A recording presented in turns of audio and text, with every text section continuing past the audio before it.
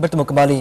Syarikat Berasaskan Kesihatan dan Pertanian TDM Berhad dijangka mampu menjimatkan kosnya sehingga 10 juta ringgit setahun melalui pembukaan sebuah kilang baja bioorganik. Kilang milik Kerajaan Terengganu yang bernilai 3.4 juta ringgit itu dapat memberi penjimatan kos operasinya lebih 15 juta ringgit setahun.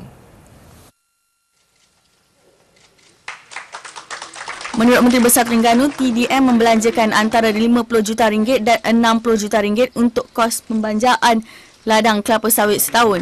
Pada masa sama, ia dilihat sebagai usaha untuk menyelesaikan masalah pencemaran dan pembuangan sisa.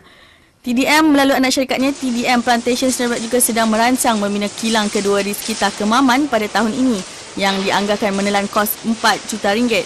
TDM dijangka dapat mengurangkan kos operasinya antara 10 dengan 15% setahun berbanding dengan menggunakan bajet kimia sepenuhnya. Dengan nilai dianggarkan 10 juta setahun penjimatan kos pembajaan. Jelas beliau, ini satu pendekatan terbaik syarikat ini dalam usaha untuk mengurangkan kebergantungan kepada baja import. TDM Berhad mula beroperasi tahun lalu dan berkapasiti 24,000 tan metrik setahun itu.